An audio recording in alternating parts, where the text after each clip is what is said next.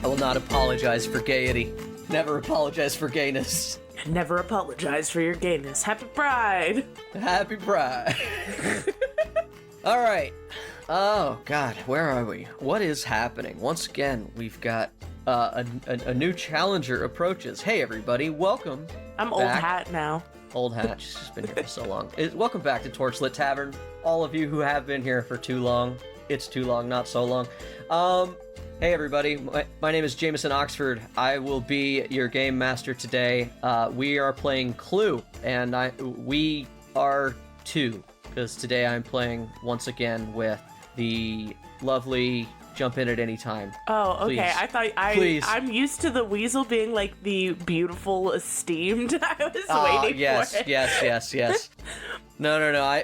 I'm not weaseled here today. Yeah, I'm not gonna get my back scratched here. I am Katie Mischief. I'll be playing Evalina Chopin, and I'm ready to play some Clue. Yeah, right on. Yeah, we're playing Clue. That's what we're playing today. We don't play TTRPGs. We play random board games and then pretend that they're role-playing games. And today you're trying to solve a murder. Attempted murder. Yeah, an attempted murder. They didn't kill anybody. It's just two crows chilling on a signpost. Yep, exactly. Yeah, welcome back, everybody. If you've been here before, you know the deal. We're a Real Play 5th Edition TTRPG podcast focused on narrative-driven storytelling, and we've got a new character with a new narrative. And I'm a devil in a new dress. Yeah. Kanye West? Yeah, so we gotta bring everybody up to speed on who Evalina Chopin is? Well, that's how people without an accent would say it. Without an accent? How do you say it? Introduce your Chopin. character like it's the first time. Evalina Chopin. Okay. And pretend that I don't know anything about Evalina. Who's Evalina Chopin? Chopin? She's an inquisitor with a tiefling inquisitor with a large build and a love of God. A love of God. Which God? I think her god is Saint Dynak. Yes. I just want to make sure I'm saying it correctly. Yeah, Dynak. Dynak is correct. Which, anybody who listened to the first campaign, Dynak is a patron saint of the Church of Dirk. So it has a lot of that fatherhood / manho energy, but they've subverted it and made it about fatherhood and protection. And they're a little bit more buttoned down than the Church of Dirk is. I'm a paladin, so protection's important, and I got daddy issues. So. Yes. We didn't want to get too far away from the normal person, right? We got to you always have to bring a little bit of your own character in. Hey, I love my dad. Yes, you do. My dad He's a and I good are dude. besties. Right? He's a good dude. Showed you how to play D&D, and that's... Exactly. That's fucking tops. All right. We can just get into it if you're ready. I think we should just get into it. Okay. Shoot. I don't have Jeff here. Last time on Torchlit Do you want me to get it? Tavern. No, screw it. I'm doing it on my own. Blackpowder. Last time on Blackpowder, the main group just met a new character in the middle of the Feywild, kind of thrown him for a loop. A tiefling who has just jumped into their formation, being chased by something in the Feywild, but that's not where you are. We are back in time. We are in the middle of an inquiry. Thank you. Sorry. I thought that would be great time travel noises. Yeah, but it just sounded like a really sick turkey. Ryan, you don't need to find any time travel noise. She nailed it. So we're back in time. You are in the middle of your inquiry. You are a fresh inquisitor, new to the whole organization, and you've spent a couple days at this point trying to figure out what happened in Santos. You just gave news, your report to your father at the end of the second day, and he has made it clear that tomorrow you guys will be going together to continue this investigation. When you wake up in the morning, you wake up to, how do I put this? A feeling like you've been you've been having a conversation, and the moment you wake up, you can't really figure out you can't quite remember it. Or maybe you can. Roll me wisdom check? A wisdom check. I got wisdom in spades. I know, your rolls are really hard for me. I might just get to the point where I was like, you don't need to roll, you succeed. I know better. I have lucky rolls until I'm a DM. That sounds like me! Yeah. 16 plus 4, dirty 20, if it's just wisdom. Great player rolls. Trash DM rolls. You had a dream last night that you can kind of pick the edges of, where there was a ball of dark energy, and you were walking up to it because it was pulsing and seemed to be trying to communicate with you. In the dream, what did Evalina do? If it was trying to communicate with me, I would protect myself first, with a prayer to Saint Dynac. And then I would address the orb, because Evalina backs down from no orbs. Alright? I ponder those orbs. Roll religion, since we made a prayer. Religion. This one's only a 15. 15. I can do basic math. Alright. I did not take religion proficiency. Really? Okay. Yeah, I think that was a mistake, but that's a later problem.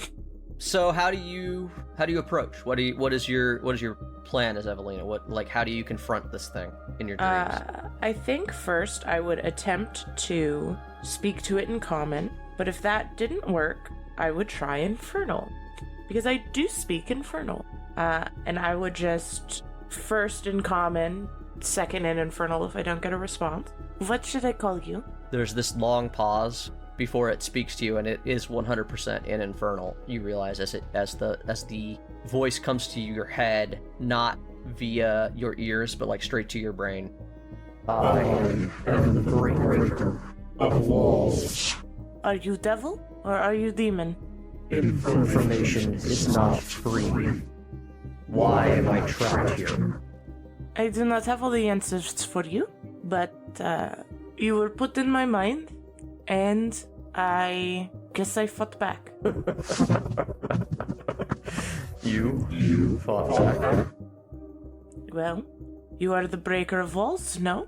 Yet you are walled in. If you do not wish to give me answers, that is okay. You can stay here.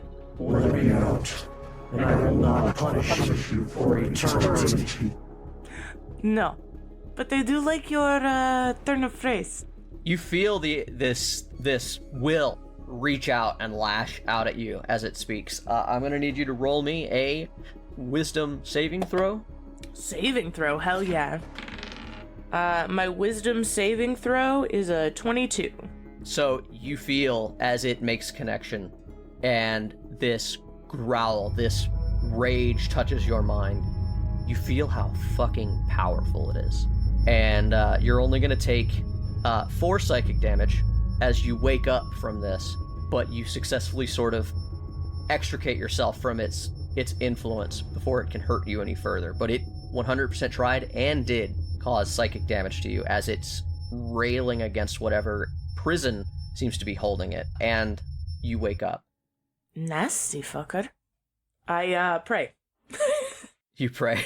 I pray. I pray for protection to my god, and I start getting ready for the day. Kind of Business cursing. as usual? Yeah, I'm cursing under my breath, right? Just the whole fucking time. I'm like, now I'm starting my day in a bad way, and I have so much to do, and I have to do this not at full. I feel like crap. I'm just pissed off. But I feel sated in my prayers and my own. I'm kind of a little foolhardy in this, that I believe that between my God and my own strength, I don't have to worry about this breaker of walls today. What does Evalina feel about, since we didn't really address this before, how does Evalina feel about this turn of events, let's say? Because the idea that there would be this creature in Evalina was never part of the deal. Evalina's not sure if it was on purpose. I think she's still a little bit in denial that perhaps something went wrong in it. In the ritual that made you an Inquisitor? Or perhaps what happened is, like, this is a part of it, but it's like a test, and I'm passing the test by not allowing it to take control of me. I think that's where she's lying right now, because she Brilliant. doesn't want to think that her father would do this on purpose to her. Fantastic. So she thinks this is a test, I think. She's Okay. like, either something went wrong or this is a test, and I'm not supposed to talk about it. I just have to be stronger than it. And All right. eventually it'll go away. Or, like, when you become a High Inquisitor, it's because you fully tamed this fucking thing in your head, and that's how that's how she feels. Love that. Speaking of your father, though, it's morning. Yes. You get dressed, you get ready, you get all your Inquisitor gear on, and you meet him at his office where... I've curled my hair. You curled your hair? Mm-hmm. I woke up early Lovely. enough, too, so I curled my hair. Yeah, you found yourself actually woken up earlier than you meant to by this dream. So... Part of the reason I was cursing, yeah. Yeah, no, So I you gotta curl get my your hair bigger with sleep. the extra time. Okay. You show up at your father's office door, and before you can even knock on it, it opens up, and he sweeps you up in his presence and starts traveling down the hallway.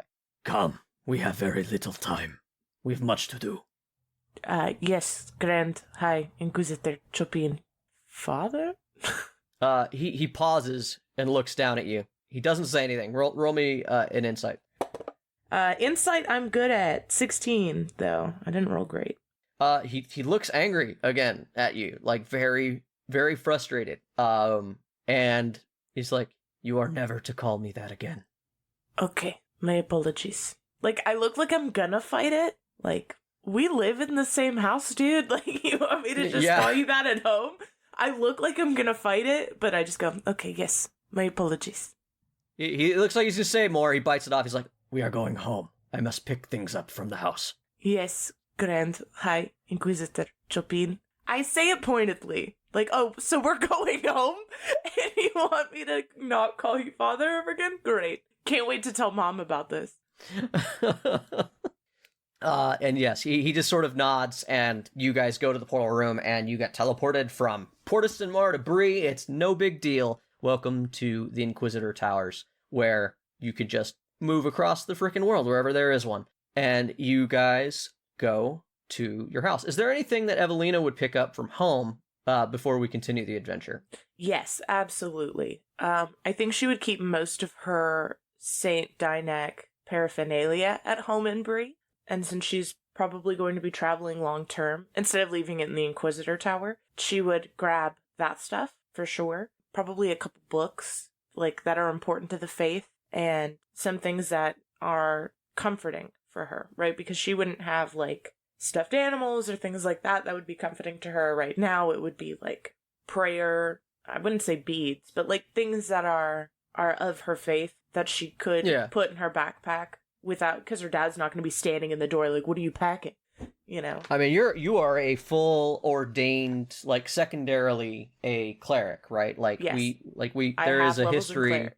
Yeah, you've sung in the choir at Saint Dynac School, so like you've got all the accoutrement, the incense, the love, the symbols, the rosary, the whatever they've got, right? Yeah, I would make sure that I had it all and had backups, because I don't know when I'll be back. And I would definitely, I wouldn't bring my hair dye and stuff like that, because I just assume that I'll be able to buy it other places. I bring my incense, the things that are important to my faith, and then if I have any, like, small keepsakes that are important to me, like from friends or something like that, I would take the small things with me, but I wouldn't take anything large. Sure. Yeah, we don't know where we're going. Your father has just told you that we're going to finish up the investigation. Yeah. You suspect this will end in Santitas. You hope. Yeah. What do I know of Santitas?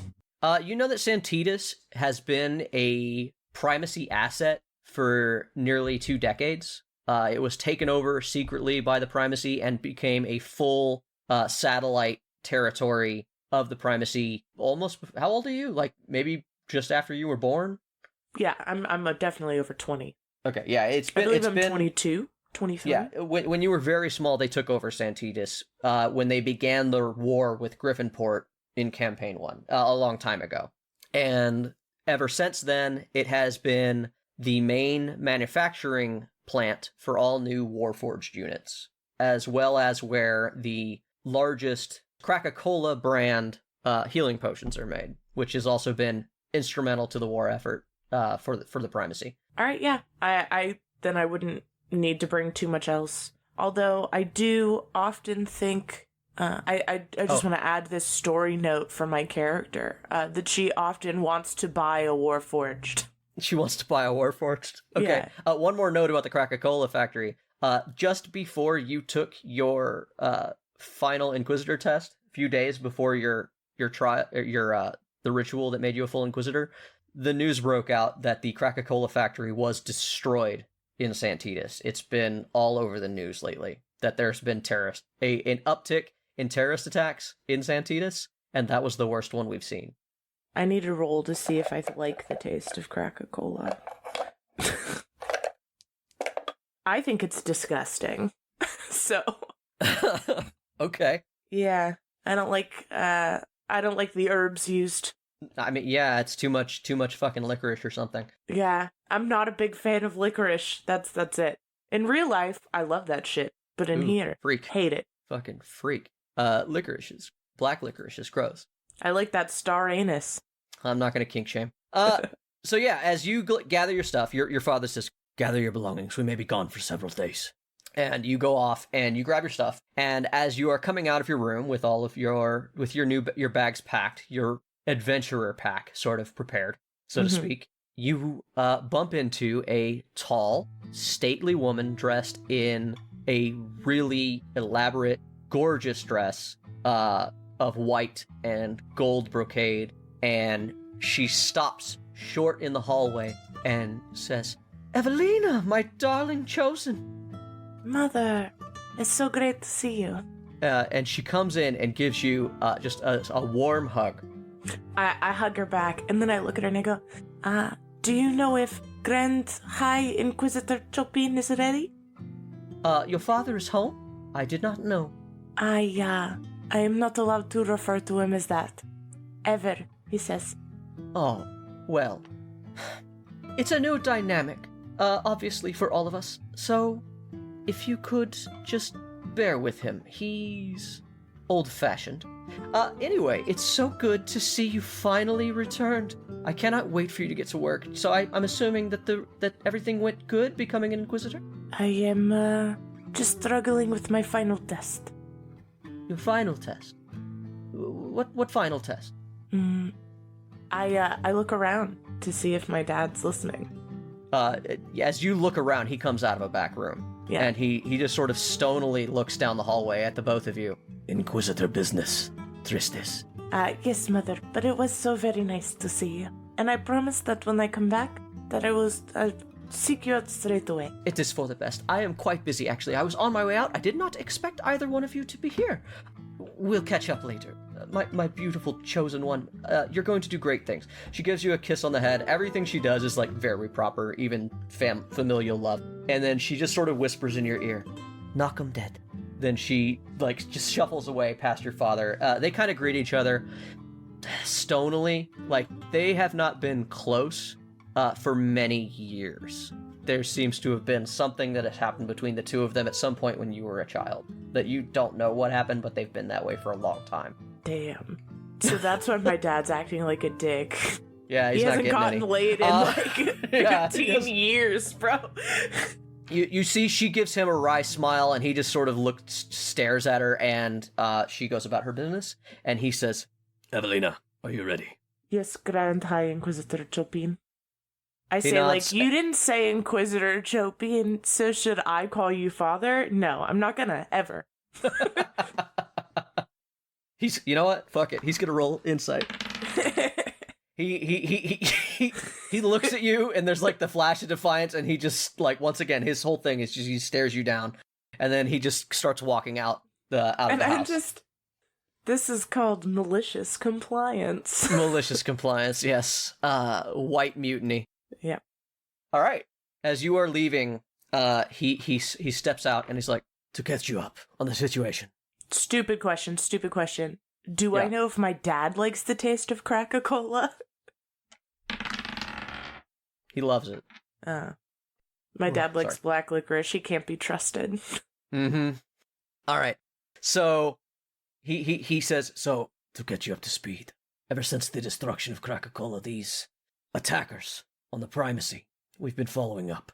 We had one prisoner who knew much, who we captured. A imposter who took over the role of an Inquisitor foe. We have not gotten his name, but he will crack soon. But he has told us enough that they've been working in that area and that they were part of Vivaldi's contingent. We're going to go check out Freehill. Something I learned from him. We need to go look at. I also found that Freehill was where we needed to go.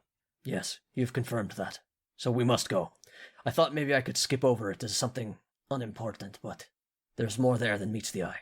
And you guys take a teleportation circle to the closest you can get, which is just sort of a town on the outskirts of Bree, but Freehill is fully in the Griffinport territory, and you guys actually have to find another way to get there, partially on foot. Your father gets you guys teleported close, and then you make very, very quick time with your father. And your father moves you guys across the wilderness very rapidly, because your father, by trade, is a ranger. And only that, he's a horizon walker. So you find that the miles melt, and you find yourselves in the town of Freehill. So my dad's just a shitty fighter? Sure, if that's how you want to do it. I've statted him, if you want to feel that way about him. That's just how I feel about rangers.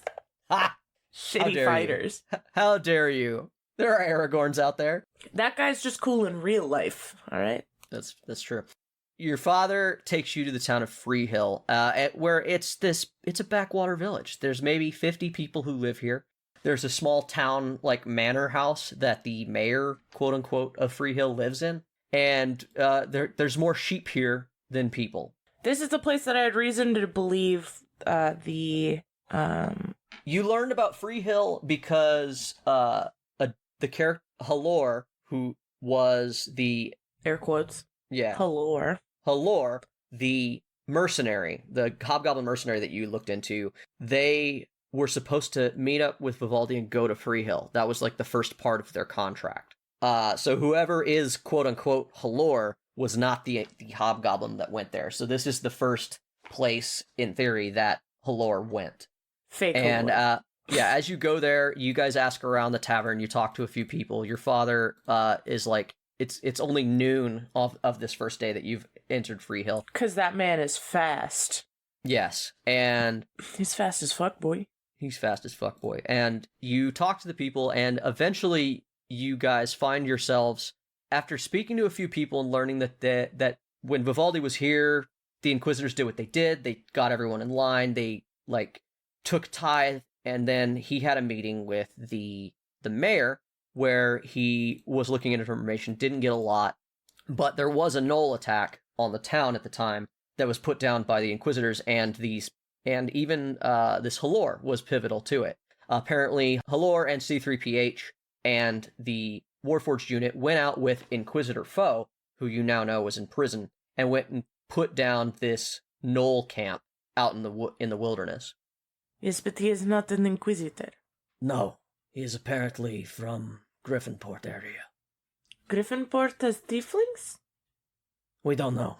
We suspect he may have been born here, which is why he was chosen to infiltrate.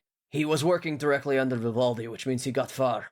But after the events at the Coca-Cola factory, he came back, and we picked him up for interrogation. And was this before or after Vivaldi met his end? We think after. Okay. And where does Finnbogi fit in all this? We don't know yet. First thing before we leave Freehill, first thing I need to check.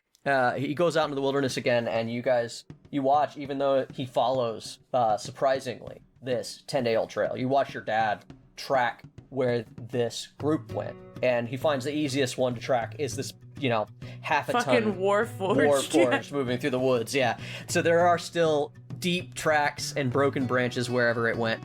And eventually you find this cave. Outside this cave that's been caved in, you find like a hole and the rotting corpses of several dead gnolls.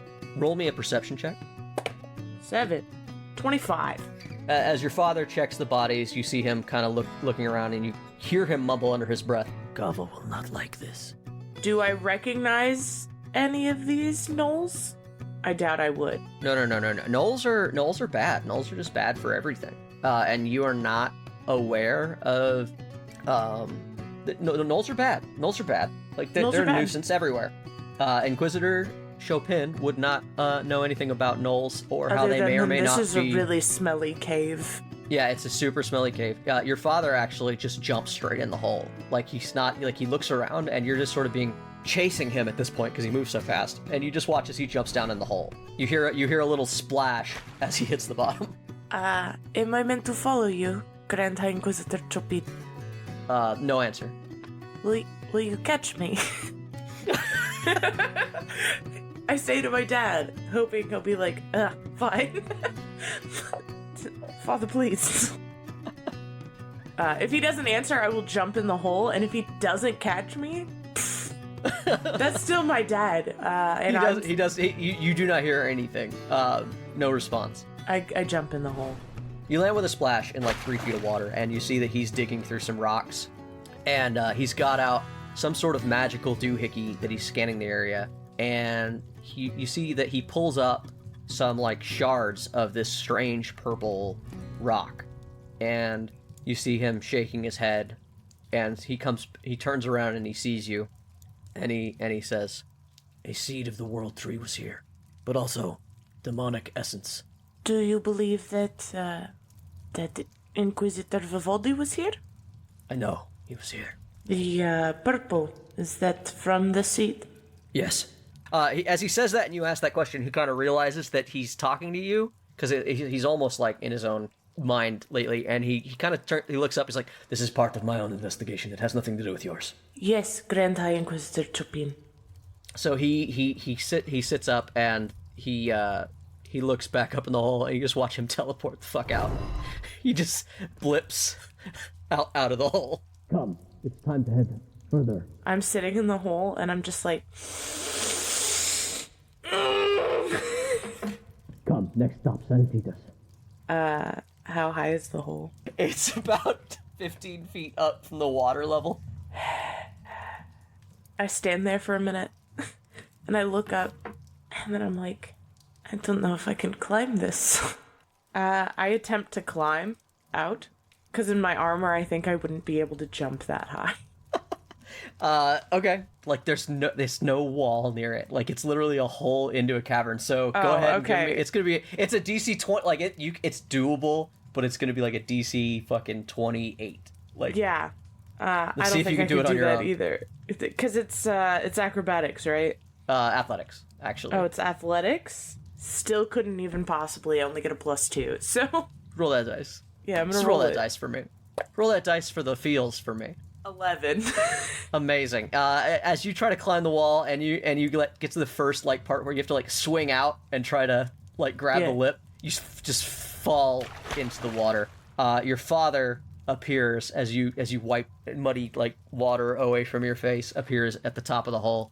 He's like glaring down at you again, angry, and you see him like look at the hole and at you. Roll me insight. Now that I'm good at. 24.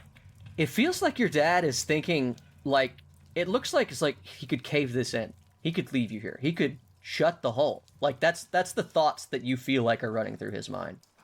Inquisitor Chopin, do you need help? Yes, Grand High Inquisitor Chopin. I hope that little, like, almost about to cry sound at the end of that works. Is that a performance, or is that real? No. It's real, and Roll I me hope persuasion. Yeah. Oh, I'm good at that, too. You're good at How do you have so many good skills? I have a negative dex, so... Yeah. That I have great skills, except for anything dex-based. Anything that hits me with the fireball. 26. When you like your voice quivers, your insight 24, right? 26. Yeah. You watch as something in him gets on shore again. Like, something about him weakens. Like, something about, like, his thoughts change. His eyebrows go up, just imperceptibly. To most people, it would be unnoticeable, but to you, it spoke volumes. That's my dad. Yeah, it is still your father. And so you watch as he steps away for a moment, and then an old rope drops into the hole. I climb the rope. Yeah, you can climb a rope. I'm not gonna make you climb a rope. Yeah. I climb the rope. As you get out, sodden and soggy, he's standing there with his arms behind his back, looking off into the distance, not at you, and he speaks up again. Are we ready to head to Santos? Yes, Grand High Inquisitor Chopin. We can either travel through the woods, it'll take several days, or we can head back to Bree and take the tram. I believe that although the travel through the woods would be longer, perhaps we could find the body of Vivaldi. With your skills, Grand High Inquisitor Chopin, I put a lot of stock and faith in them. You are a Grand High Inquisitor for a reason. I am stroking this man's ego because he didn't kill me. This is an abusive relationship. Okay. I have no use for his body. Will it aid you in your investigation? If I could find out what killed him, then I can figure out which of the three suspects are most likely to be responsible. The weight of the primacy should fall on them much harder. Then come. We have much ground to cover. It is 9 days to Santos. With anyone else. And he gives you what is like a surprisingly cocky smile. Yeah. Like there's a little bit of like a younger man that comes out of your father in that moment. When that happens, I do a deep bow to that smile, right? Like I also like I recognize that you're my better in a lot of ways, and I bow. I go, yes, Grand High Inquisitor Chopin. I will keep up. So yeah, it takes you only like a day and a half to get not to Santos, but to the next location on Vivaldi's trip. That was like, once again, it's very easy to track 40 men who tramp through the woods. They're not hard to track. Even 2 weeks later, essentially, is where we're at. 2 to 3 weeks later. Jay's bad at time. Anybody who's been listening knows that. Fucky wucky time shit. Fucky wucky time shit. So even nearly a month later, he still can track these tracks, and you guys find yourself at a tower out that was like hastily constructed out on this like open field. It looks like somebody set up a watchtower or fort of some kind out here, and he says, yes, Vivaldi said that there was a Valerian encampment that they took down on the way through in one of his last reports. And there's not much there. There's like a skeleton crew of primacy soldiers that were left behind. None of them that worked for Vivaldi. When you question them, they worked for a General Roca, who was a Dorvan general in the primacy. Not an Inquisitor, but one of the military leaders. Hey there, Tavern Goers. It's me, your Dungeon Master, Jameson Oxford. Thanks for listening to our episode. We're having a lot of fun bringing in Katie into the show. She's a great addition, an amazing TTRPG player. You're going to love her. You may notice that we are alluding to a few things as if they've already happened in her story. And I wanted to take this time to remind you that we do have a Patreon, and there might just be a bonus episode going up there along with this release. We did Katie's onboarding episode in 2 parts, and one of them we decided we would keep as bonus material for only our Patreon subscribers. So please, if you enjoyed this and you enjoyed listening to me and her sort of introduce her character, there is more. If you sign up, you'll find little tidbits of lore from Campaign 1, as well as goof reels from when we completely forgot what we were doing and got too funny and off track to leave it in the main show. I have also been known to take the occasional Patreon supporter and turn them into an ongoing NPC. So if you want to hear your name or a name that you give me turned into either a villain or a helper for the party, that's a great way of doing it as well. Once again, that's patreon.com/Torchlit Tavern. You can also send us money at ko-fi.com, kofi.com/Torchlit Tavern, if you don't want to sign up for a monthly thing, but you do want to throw us like $5 or something. But that's all the shilling I can bring myself to do. We'll get right back to the story. Thanks again for listening. Tell good stories.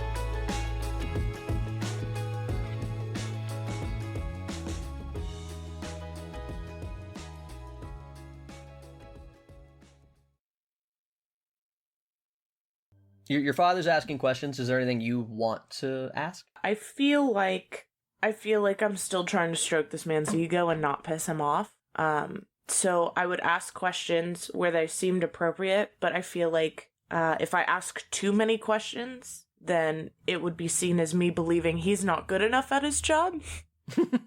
Well, but is there anything that Evalina wants to know that he might not be questioning? Because one of the things you've gathered while being with him is that his questions have been centered around Vivaldi. His questions have been centered around these other characters. He is not looking for Halor and C3PH. Yeah.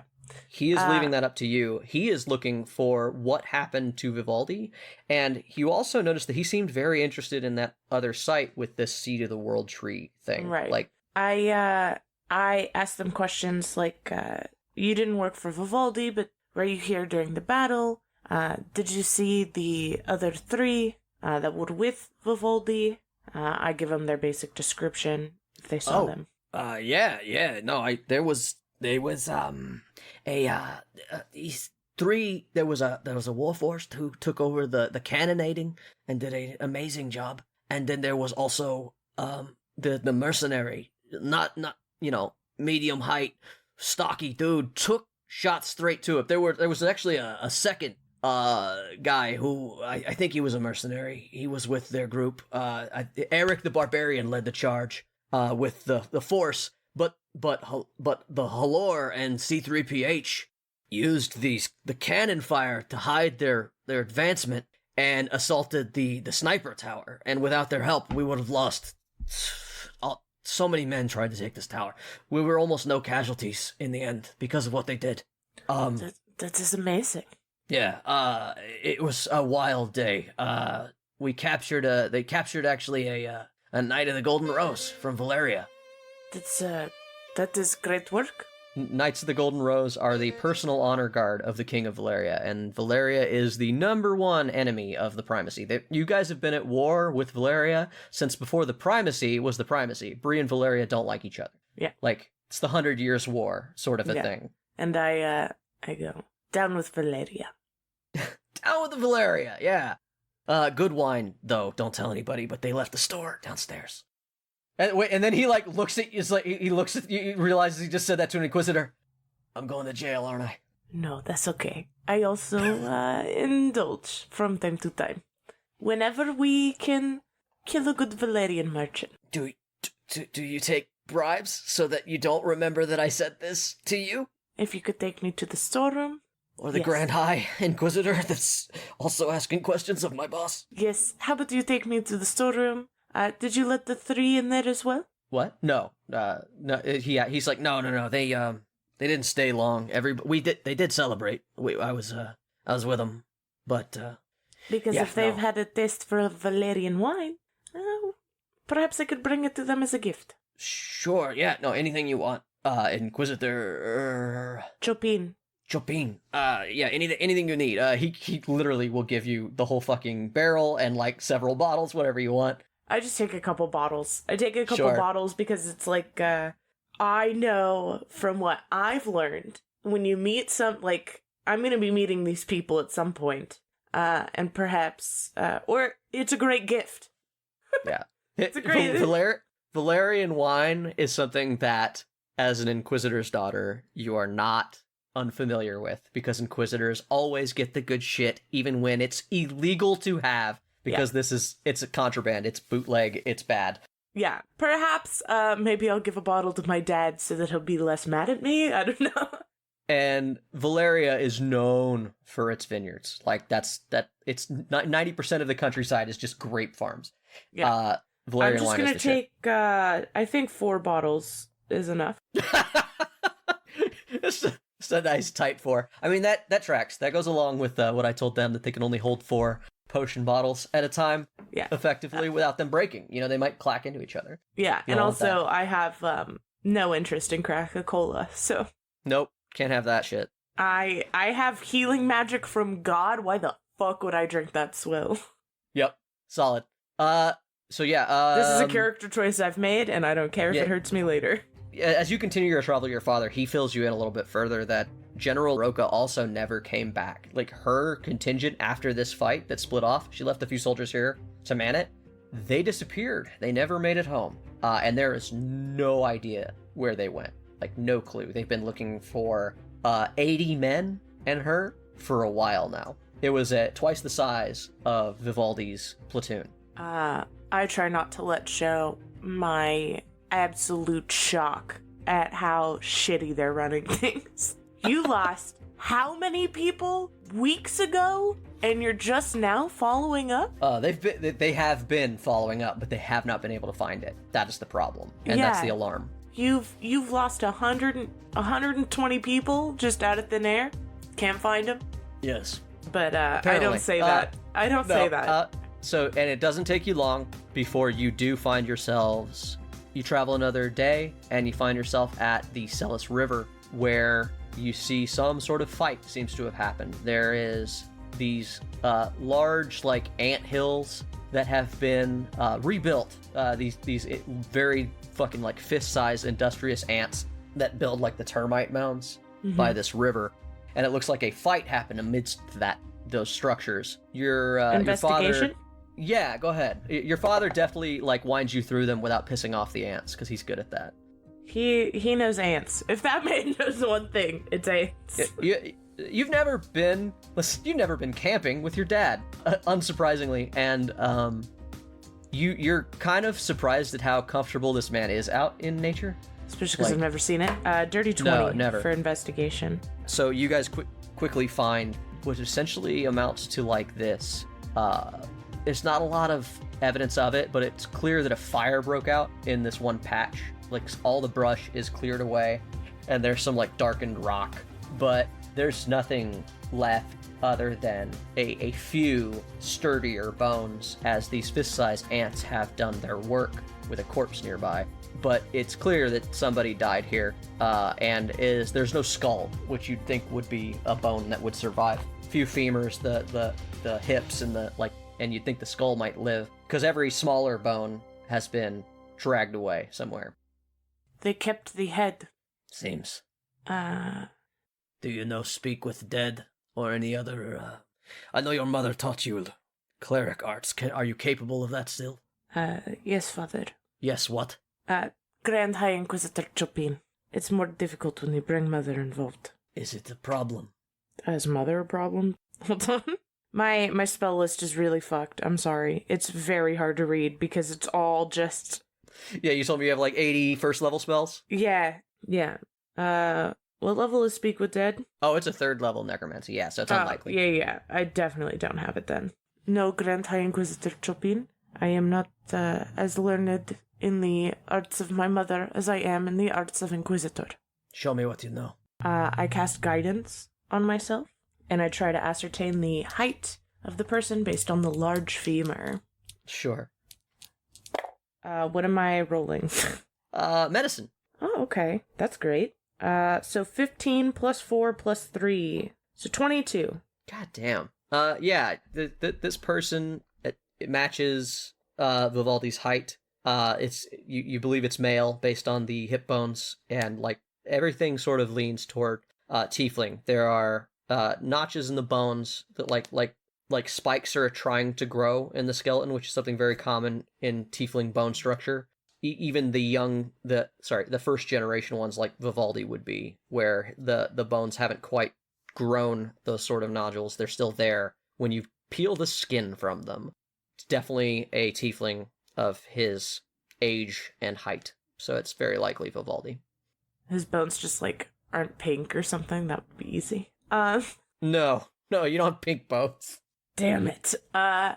Bones is bones. I look nearby for, like, scraps of, like, anything he was wearing, or any sort of, like, hidden... Like, if he knew he was gonna die, he might have, like, stashed something in the nearby area. No, there's no other evidence. It seems that they packed up. You do see remnants of Inquisitor robes as well, which also sinks it in. Like when you look into it, you find scraps, and you realize that what didn't burn was definitely his Inquisitor rank robe. Like, you find a little patch with the same colors on it. But that was shredded and burned by them during the combat, so there's nothing really left of it. He was also looted, so they didn't leave anything behind, and the group seemed to travel out of there after he died. Like, not everyone was killed here. It looks like all of the wagon and the couple of horses that they were using, and several boots. Not nearly as many boots as started this. At this point, you realize there's maybe like 12 people traveling together, leaving the River Celis, but at this point, there's only like 12, and they're a few days away from Santitas now. I'm gonna relay it all to my father, in a way that hopefully he's proud of me. I go, from all of my investigation, this is Vivaldi.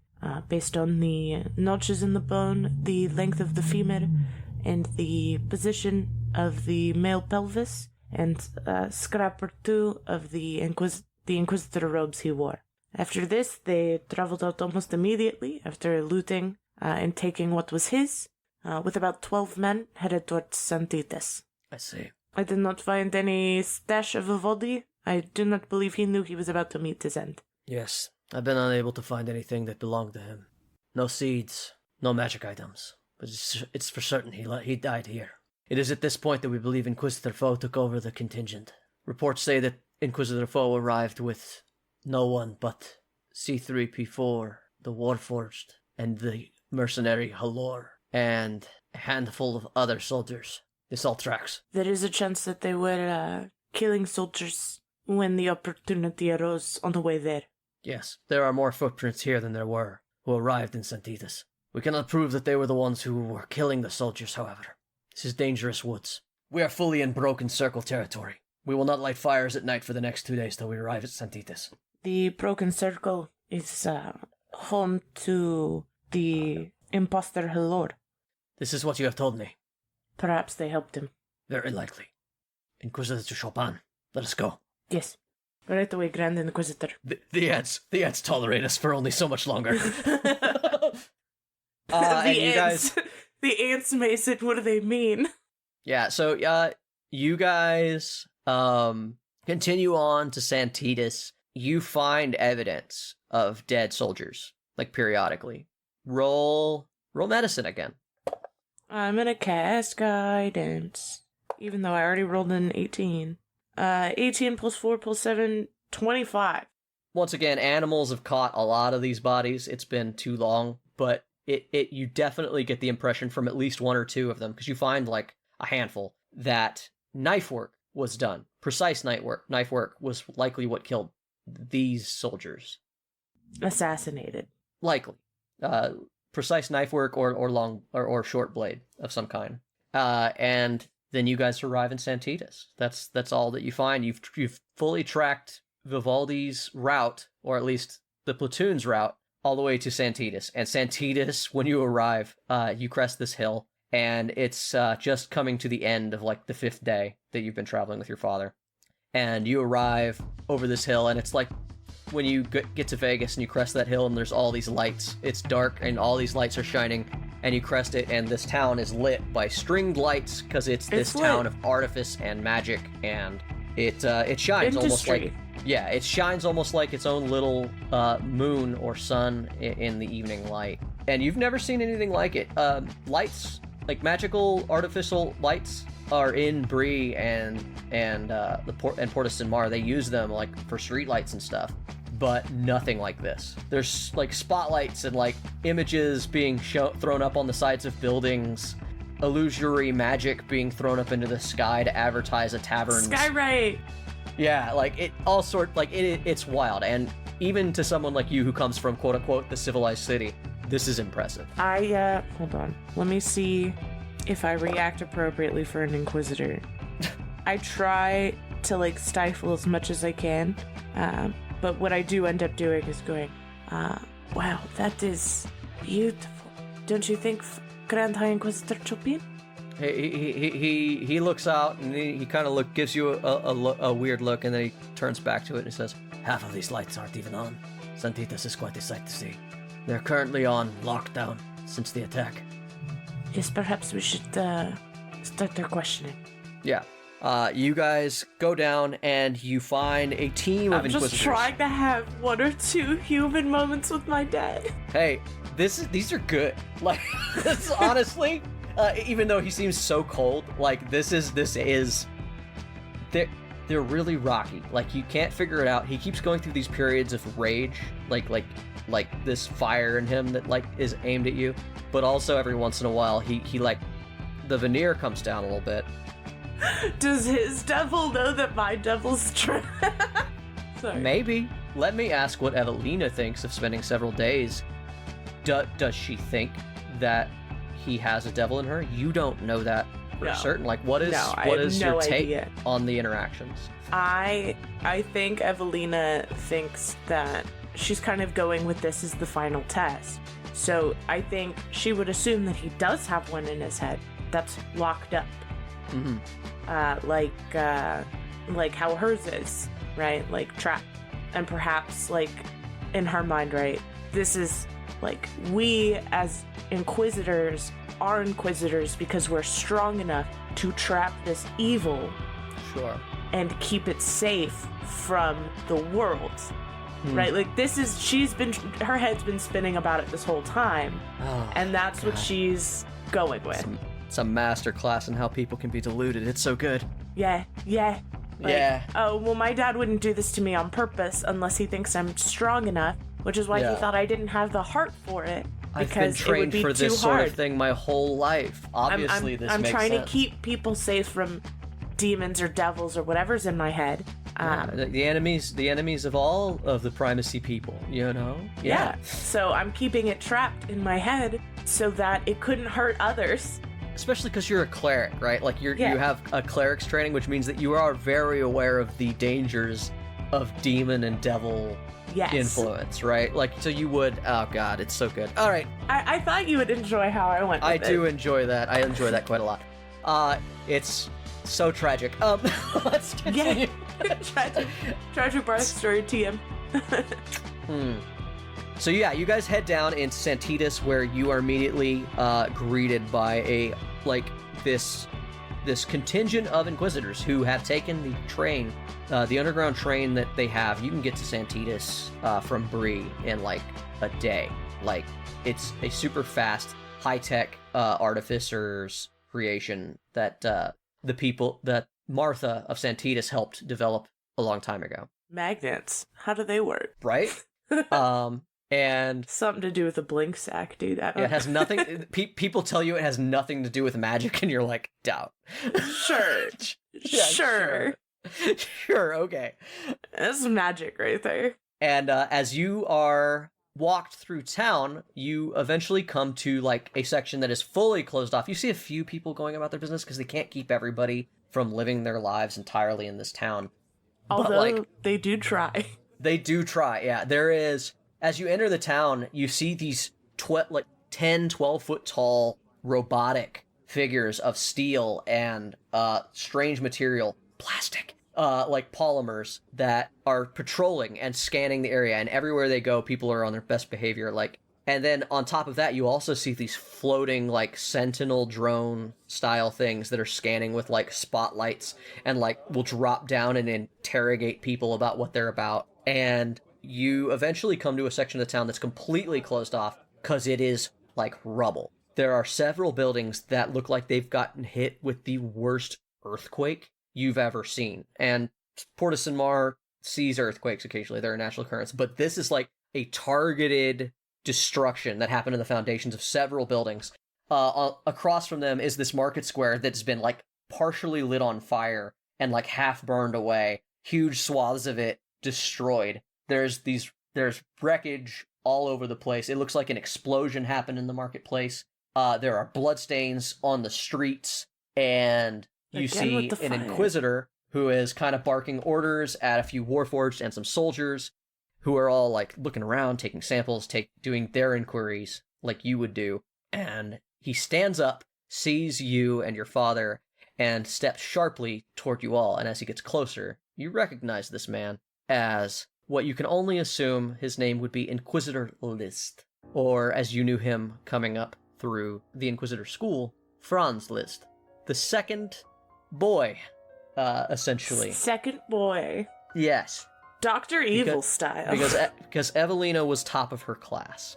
I have a fucking smile on my face. This, like, bitchy, this bitchy smile on my face that's like, look at you standing in rubble where you belong.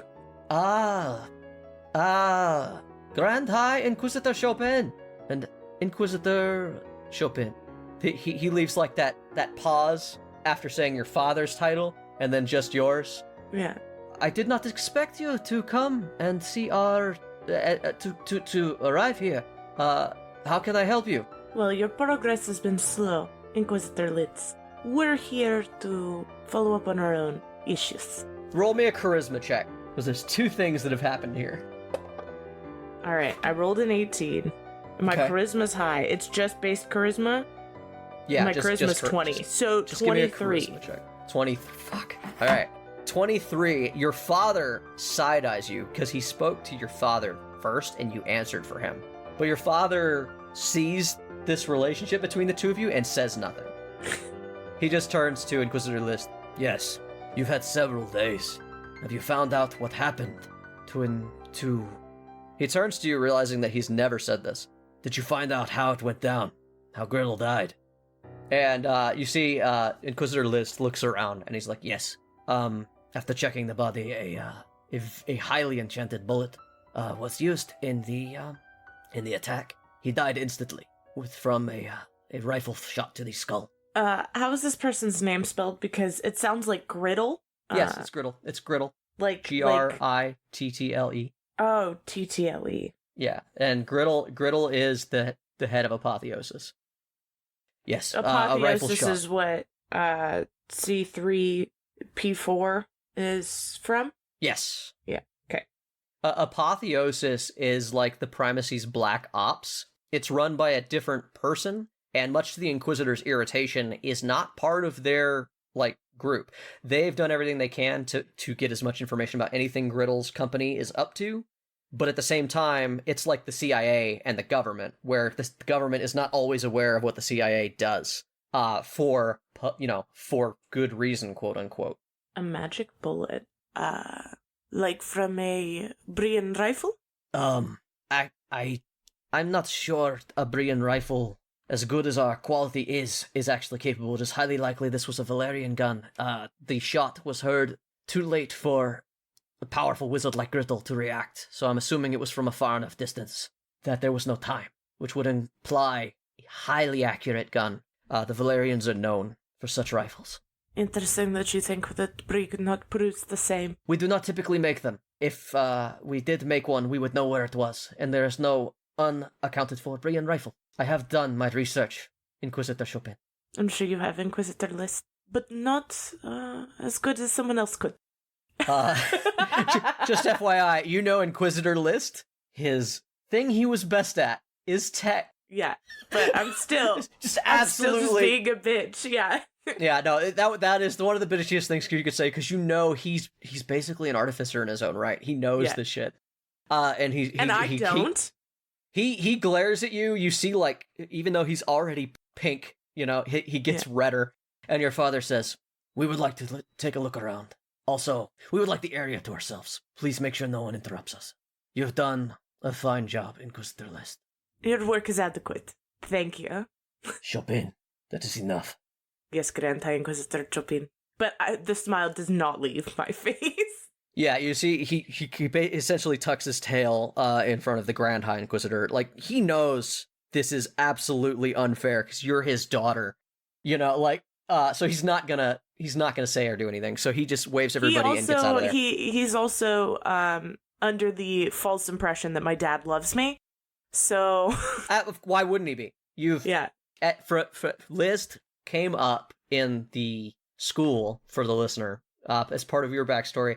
You guys have been neck and neck throughout, and you have gathered that he blames your connections, your family connections, for the reason you've done better in the program than he has. He's always been second fiddle to you, and it drives him crazy.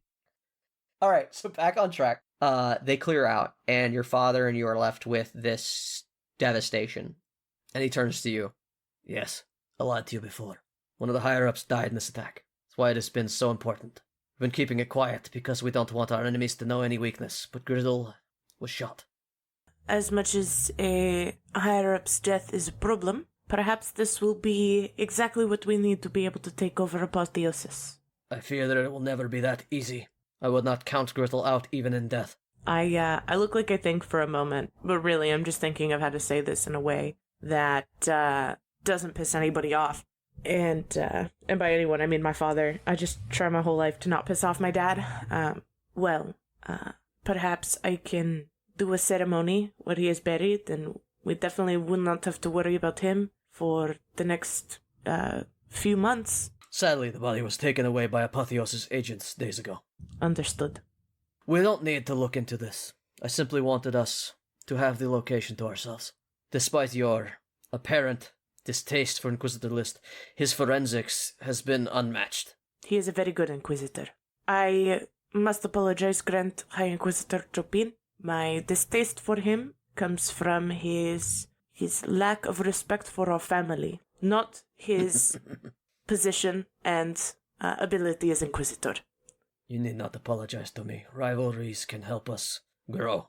Come. There's only one last thing. He walks you like a football field away. There's this area. It seems to be this section. He walks up to it, and then you have to walk around. It's this like area where the buildings are built, and then there's like a trench sort of where there's a bridge that goes over it. This very thick bridge that uses the road, and then underneath there's this area with like a mural that's been painted. And it doesn't matter to you. It's like the history of this small town, sort of this artsy area of Santitas. And like the main section of it has been caved in and like destroyed. This is where they disappeared. Seiko chased them to this location before they managed to escape through some sort of portal. It is surprising that they would have magics capable of this large amount of damage when previously it did not show that they were capable of such. Perhaps they've been holding back, biding their time till this exact moment. There were plenty other places where they could have got away with it and chose not to. I believe that they had help from someone much more powerful than themselves. Do you have any idea who that could have been? You mentioned previously that they had an asset with them. Perhaps this asset could have helped, or Finnboggy himself. By this time, we had already captured their asset. The quote Inquisitor foe was in our dungeons when this attack happened. And Finnboggy, I don't know how strong he is. I was referring to the asset you said they got away with, not Inquisitor foe. It is possible, because they did not only kill Grittle, but they kidnapped the Duke of Santitas, Martha. The unrest that is happening in Santitas will spread to the rest of the primacy soon. We will not be able to create new Warforged until she is returned, yes. I say it kind of with him, but like under my breath, like I'm connecting the dots, and I go, is there any reason that Martha would have been upset with the primacy and chosen to leave? Martha, much like Grittle, has always kept themselves above or away from the primacy, but they've always worked well with us. We have a good working relationship with Martha. We provide her everything she needs. It is unlikely. This portal, let me see if there is any residual magics. I cast Detect Magic. Sure, now we're talking. For the duration, you can sense the presence of magic within 30 feet of you. If you sense any magic this way, you can use your action to see a faint aura around any visible creature or object in the area that bears magic, and you learn at School of Magic, if any. This spell can penetrate most barriers, but it is blocked by 1 foot of stone, 1 inch of common metal, a thin sheet of lead, or 30 feet of wood or dirt. Alright. Roll me a Arcana check.